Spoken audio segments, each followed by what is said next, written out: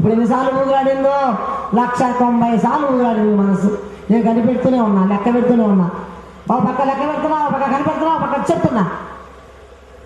ఆ ఊగులాడిన మనసుని ఊగులాడకుండా చేసుకునే దానికోసం వారు అవతరించి మనకి జ్ఞానాన్ని చూపించారు.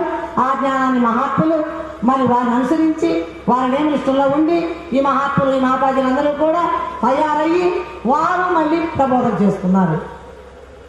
అట్లాగే పండితులుగా మరి సాధు స్వభావం కలిగిన మా లక్ష్మయ్య గారు వాగ్వైఖరి శబ్దజరి శాస్త్ర వ్యాఖ్యాన కౌశలం వైదిష్యం విదుషాం తద్వత్ ముక్తయేనత ముక్తయే అని చెప్పారు శంకరాచార్య వారు. వాగ్వైఖరి ఉండొచ్చు, పాండిత్యం ఉండొచ్చు, ఏమైనా ఉండొచ్చు, కానీ శబ్దజాలం అరణ్యంలాగా ఉపన్యాసాలు ఇవ్వచ్చు. కానీ అని ఇక్కడ పెడుతున్నాడు శంకరాచార్య వారు.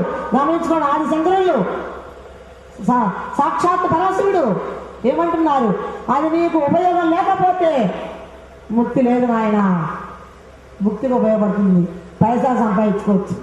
మా స్వాములు కానీ మా సాధు స్వభావం కలిగిన మన లక్ష్మయ్య గారు కానీ దాని కొరకు అక్కడ కుంభవర్షం పడతాను స్వామివారి అనుగ్రహం అని తెలుసా. నిజంగా వారు ఉన్నారక్క. వారు జలస్వరూపంలో శుద్ధి చేస్తున్నారు. జలస్వరూప లక్ష్యం మనకి అభిషేకం నీళ్లు పూజ చేశారు, ప్రొద్దున అభిషేకాలు చేశారేమో, అవన్నీ జరుగుతున్నారు. చూసుకోండి, ఇది యథార్థం అని. సాధు స్వభావం కలిగిన వారు ఇక్కడ ఉండేవాళ్ళందరూ డబ్బు సంపాదించుకునేవాడు కాదు. స్వాములందరూ అనిత్యాన్ని శరీరాన్ని అందరి సొమ్ము నాకే రాలంటే కొంతమంది ఉన్నారేమో నాకు తెలియదు. ఇక్కడ వాడు మాత్రం అలాంటి వాడు కాదు, అలాంటి వాడు కాదు సాధు మా లక్ష్మయ్య గారు. లేకపోతే పాడితే ఎంత చేయొచ్చు. అనుష్ఠాన వేదాంతంగా వారు చక్కగా అనుష్ఠానంలో పెట్టుకుని ఈ రోజున మీ అందరికీ భిక్ష, ఆ జ్ఞాన భిక్ష అందించడానికి ఆ సద్గురు పెద్ద స్వాముల వారు వీరందరినీ పంపించారు. వీరందరూ మీకు అందిస్తారు. మీరు చక్కగా వినండి అమ్మా. రేపు మధ్యాహ్నం వరకే, తర్వాత మీరు ఉన్నామన్నా ఒక క్షణం అరక్షణం ఉండడానికి లేదు. మీరు ఉండరు, మేము ఉండం, పన్నెళ్ళు పెట్టుకుని వెళ్ళిపోతారు.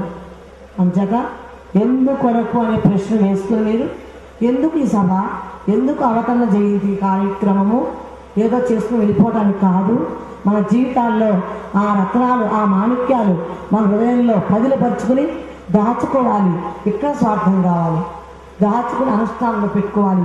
ఈ జ్ఞానం చెప్పే వాక్యాలు అలా పెట్టుకుని మీరందరూ పరిమితులు కాక శాంతిని పొందుదురు కాక, శాంతితో కూడిన సుఖాన్ని పొందుదురు కాక.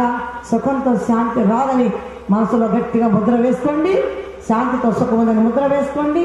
శాంతితో కూడిన సుఖాన్ని మీకు ఆ పెద్ద స్వాముల వారు ఈ అవతరణ పరమ పవిత్రమైన పుణ్య దినములో